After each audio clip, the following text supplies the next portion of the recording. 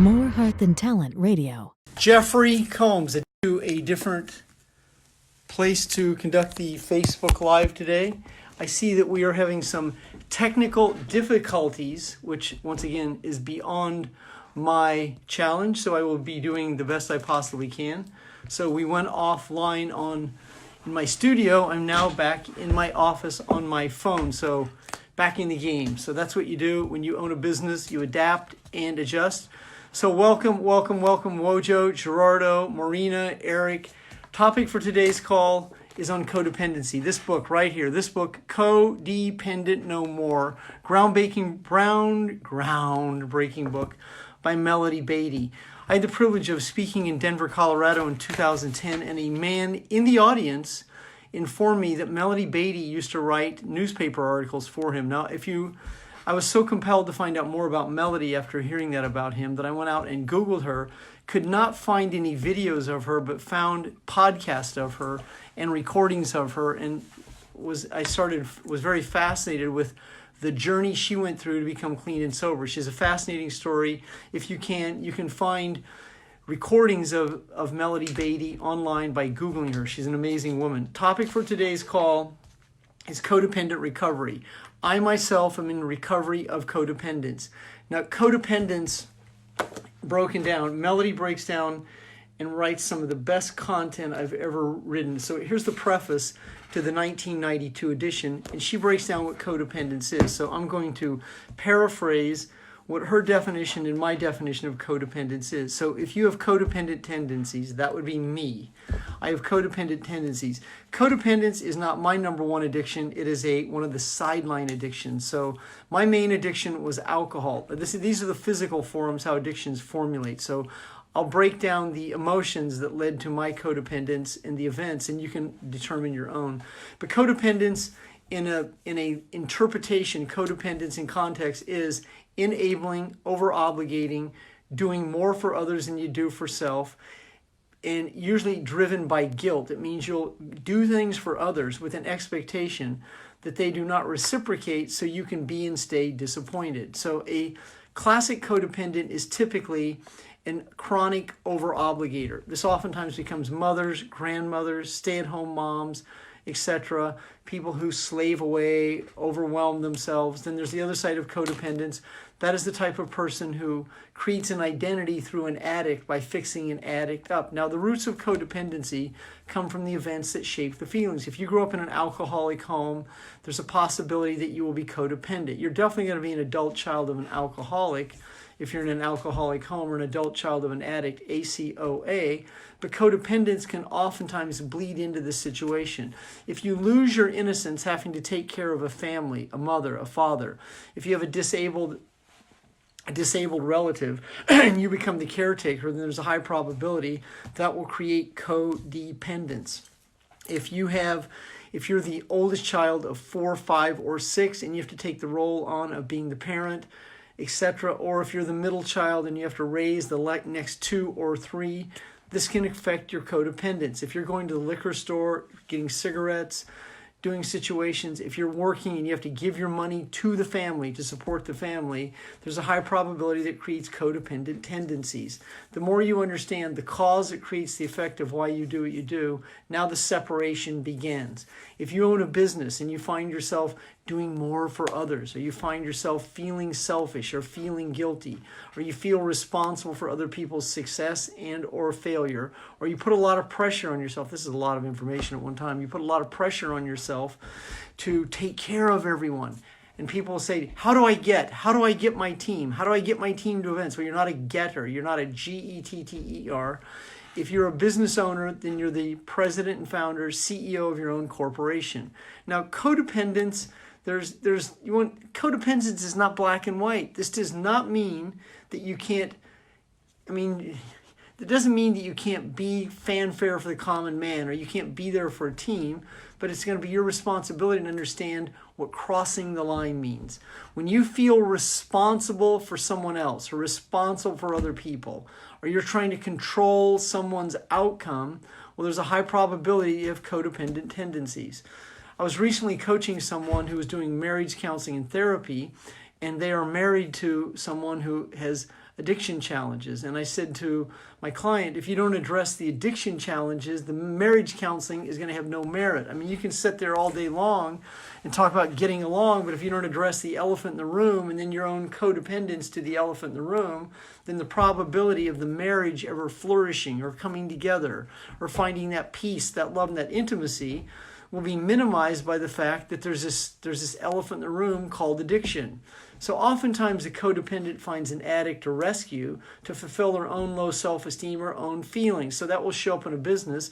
I'll find someone who's disadvantaged. I'll find someone who has no money. I'll find someone who's down on their luck, wrong side of the tracks, and I will get them successful. This is how the ego talks. Now, once again, there's context, because this isn't a black and white world. This is a gray world, and you can be there for people, you can support people, but when you're carrying 50 bricks, you can carry 51, 52, 53, 54, but when you're starting to carry 55 and you're carrying 45 and you're carrying 60 and 70 and 80 and 90, well, that's a recipe for being disappointed, feeling rejected, feeling abandoned, feeling overwhelmed, feeling pissed off, and all the other emotions that go with being let down. And the more you understand that codependency creates disappointment, and this is what often happens: over-obligating, doing too much, not getting the recognition that the codependent feels that they deserve for this Herculean effort they put into someone.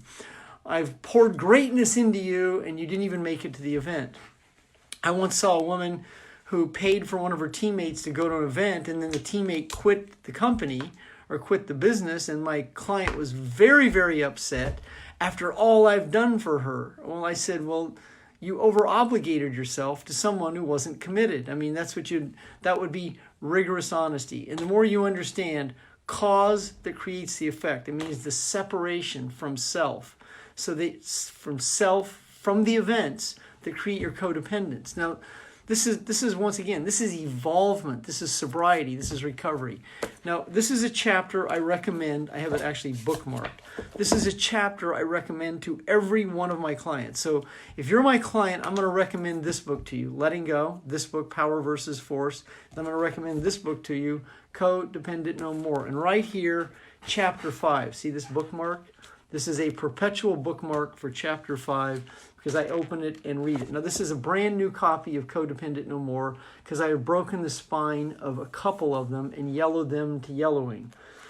So when a codependent says, I think I'm getting attached to you, look out, he or she probably means it. Most codependents are attached to the people and problems in their environment. By attachment, I don't mean normal feelings of liking people, being concerned about problems, or feeling connected in the world. Attachment is becoming overly involved, sometimes hopelessly entangled. Let's say this one more time. So Melody Beatty writes this right here. I have this highlighted because I've read this a few hundred times. Attachment in codependency means becoming overly involved, sometimes hopelessly entangled. That, my friends, is codependence.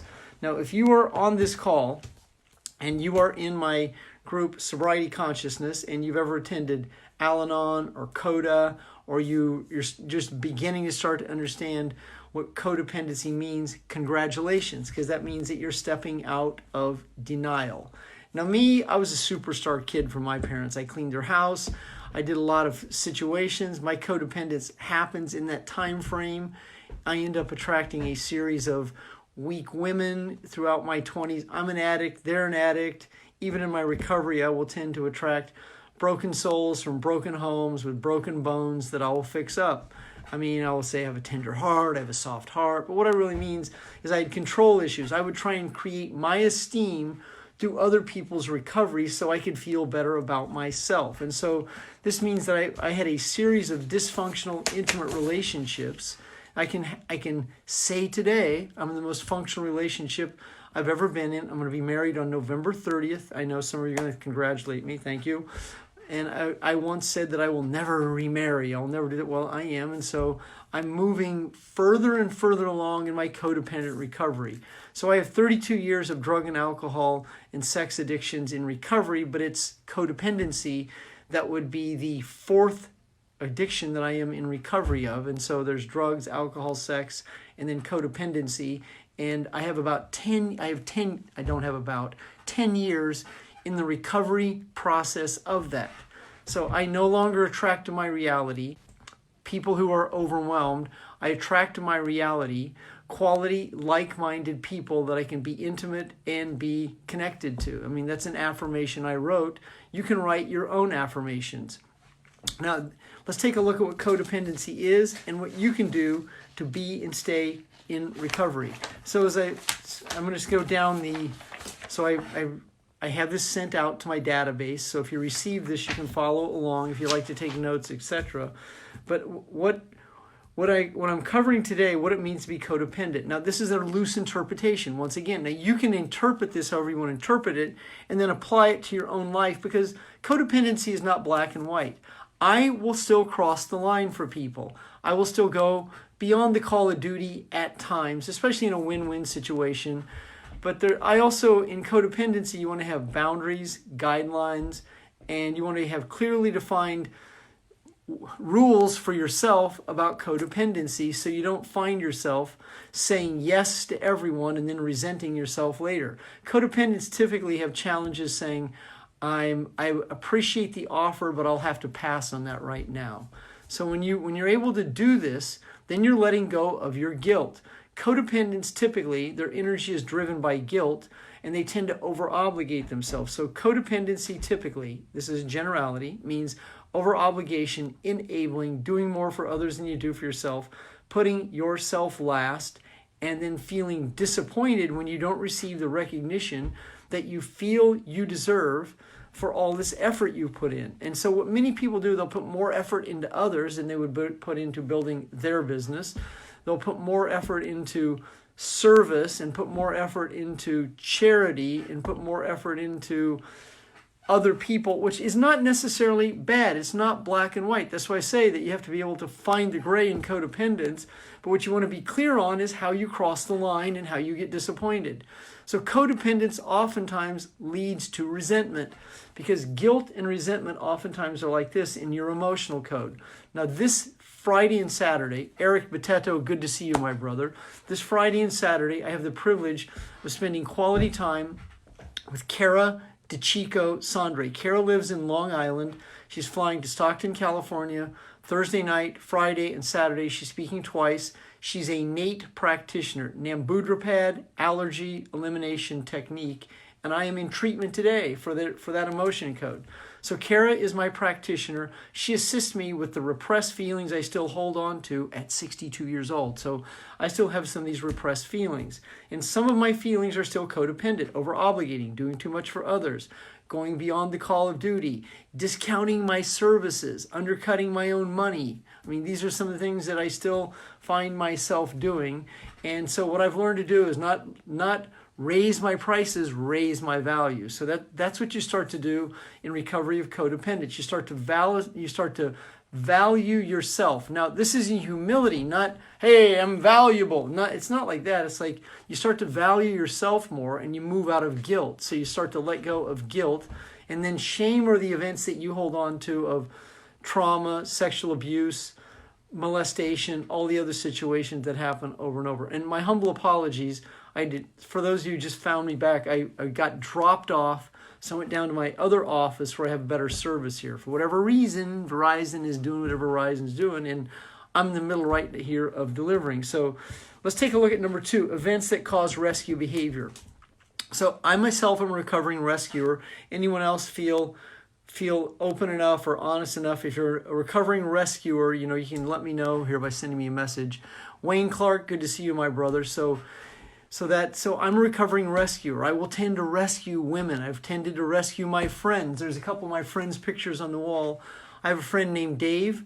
Dave used to steal money from me back in the drug and alcohol days. Dave would steal money from me, and he was so charismatic that I go, hey, Dave, if anyone's going to steal money from you, brother, I'm glad it's you. Now, Dave, I must have rescued him numerous times. He would call me up from a payphone in Las Vegas, Nevada, and he'd whisper. So if he was whispering, I know he was using. I was using, he was using. Hey, cuz, can you tighten me up? I'm a little flat right now. Can you go to Western Union and can you spot me 500 or 1,000? Hey, cuz, I'll pay you back. I promised. So being the soft, kind-hearted codependent that I was, I would run right down there And because Dave was tight, he and I were like this. Well, in reality, he and I were addicts. Now, he and I are great friends in today's world. We've since come back together. He's in recovery, I'm in recovery, but he's one of those guys that had that soft heart for it. Like if I tallied up the money he owed me, it would be ding, ding, ding, ding, ding, ding of all the things I bailed him out and rescued. Now, he's one of at least 50 people. What was I doing? I was trying to buy love. I was using my money to try and seduce people into liking me and loving me. And what I found when the money was gone, so were they. So in recovery, I still didn't learn that lesson. It was almost 20 years of recovery before I really started to understand the depth of my codependence. So Maureen says, eek, that is me a lot of the time. I can relate to that. So for those of you who are rigorously honest, I mean, I'm being as honest as I am capable with you. I'm a recovering rescuer of weak women, of broken friends, of people that I got good at stop loaning money. What I would do is I would just give people money, and that way when they didn't pay me back, then I wouldn't be pissed off at them. I wouldn't resent them. That's what I do. I solve that problem. I'll just give them money and not loan them. And typically that doesn't happen to me anymore because I have emotional boundaries. So that is no longer me. So as you begin to move into recovery, energy elevates. You change who and what you attract. So you raise your value and you raise your standards. And that's what Matt says. He remembers, Dave. So as you raise your value and raise your standards, you tend to change who and what you attract. I mean, that's what consciousness is. That's what understanding is. So if I went to a CODA meeting tonight, an Al-Anon meeting tonight, I would feel right at home. I'd cry. I'd drink the bad coffee. It would taste great in the styrofoam cup with the powdered cream, and it would taste awesome. So I started going to Al-Anon about 10 years ago, and I didn't really understand the depth of it. So I'm a recovering rescuer. I didn't realize that I was. So if you're a recovering rescuer, put your hand up or send me a message here. And like Kathy says, being a nurse 30 years, certainly I was a good rescuer. Now, there are professions we tend to choose that really fit that personality. Healing, therapy. I mean, we tend to have soft and kind hearts. You can still be in recovery and have a soft heart and have boundaries. That's what you understand. You don't have to give up being a good person in codependency, but you give up your rescue tendency, so you're disappointed. You give up your over-obligation and you start to have boundaries. Now, over-obligators say, yes, yes, yes, I can do this, I can do this. And a lot of really, now this is a contradiction, skilled codependents. Skilled codependents take on a lot of duties, a lot of obligations. They take on a lot of service, and they just compounds and compounds and compounds. And unfortunately, this type of energy creates exhaustion. It exhausts the adrenals. Oh, there's some great comments here. Feel free to comment on this call. Now, this call got cut a little short today. I'm going to go a little long, but I promise I'll come back and I'll do like codependent page 2 here. In the next few weeks, I'll do another call on this, because so many of us, like you become successful and you become a millionaire or a 6-figure income earner, and you look around, you have all these freaking broken people hanging around. You go, oh my God, dude, how do I do this? I had someone call me at 10:30 Saturday night, and I'm like, the old me would have stayed on the phone and talked to this person at 10:30. I'm like, yo, chief, I'm on a date, so long. I mean, call me back. I'm not the rescuer that I used to be anymore. Now, I was able to do that, and a little bit of me felt guilty. And my fiance, like, what is he calling you for at 10:30? I mean, because I used to have that kind of business. People could call me because I'm the rescuer. So I'm no longer the mind-body connection to the events. But I must admit, part of me wanted to call him back after my future wife went to sleep. Hey, and that's addict talk. So that means I'm still in that recovery process, and I'll be in the recovery process because recovery is recovery. But I must admit, there was a part of me that felt guilty. And now, how many of you do that? You say, no, I can't do that. And then you get off the phone and you go, but oh my God. And then you start to doubt yourself. That's not normal. That's the codependent tendencies that we have. I want you to know I still have some of those. Caretaking. I'm a recovering caretaker. Now, caretaking, once again, this is, if you're taking care of your parents, that's you to determine, Are you codependent, or are you being a good son or a good daughter? I mean, you have to understand that it's not a black and white situation. But if you're running a nursery, if your team, the business you're building, is a nursery, then that's something you want to address. If your team depends on you, then you have a team that's mentor dependent. Now, I was able to separate that in business. I was better in business than I was in my personal life. Oh my God, I'm sweating here. I mean, this is good because this is bringing up some emotions for me about being codependent. Codependency still is within me. I'm candid with you. I'm recovering codependent. I'm not as solid in codependency as I am in alcoholism. Alcoholism, no way, chief. There is no way that I'll be drinking vodka. Codependency, I still relapse in it, not as much as I used to, but I'm improving. How many of you can be really honest today that you have codependent tendencies that you secretly hide?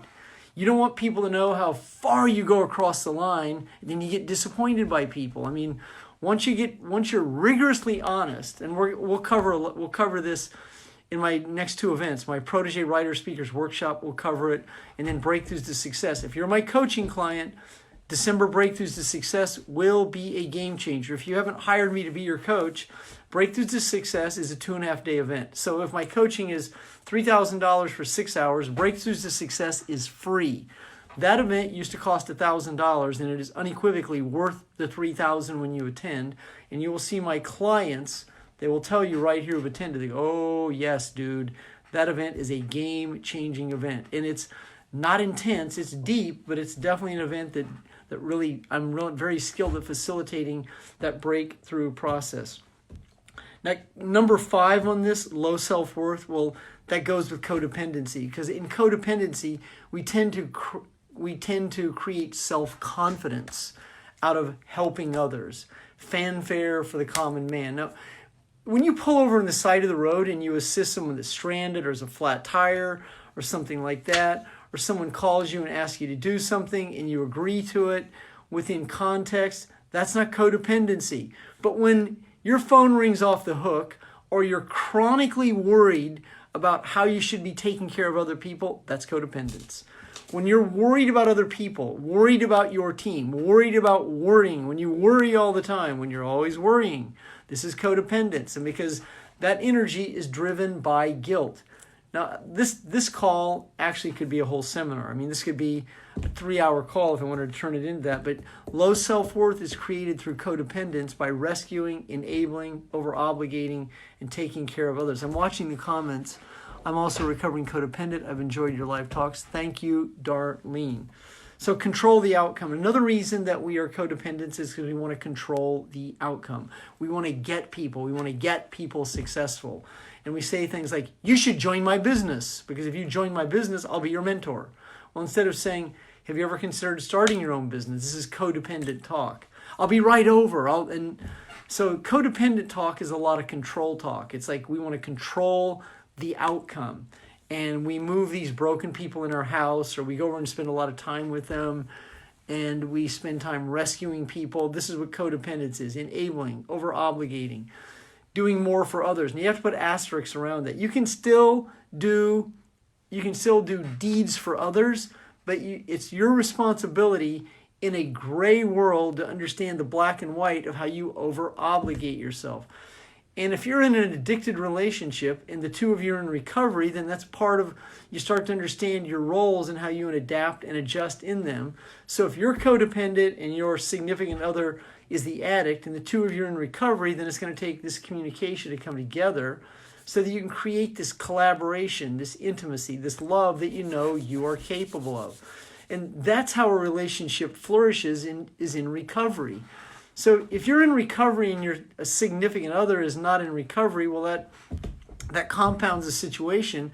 But you can be in recovery while the other person's figuring theirs out, and you can let go of your codependence, and then you can let the other person do what they have to do without feeling guilty. And I mean, that, just understand that guilt is the number one emotion that drives codependence. You've been guilted by other people into submission, doing things as a child, losing your innocence, and here you are, a grown-up in codependency.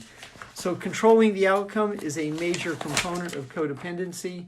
Denial of true feelings in dysfunctional situations. So that's what many people do, is they say things like, I had a great childhood. Well, that probably isn't correct if you're a chronic codependent. I mean, when I coach people, I assist them to have a better understanding of the events that shaped the feelings. So many people tell me, I had a great childhood, I had great parents. That's awesome.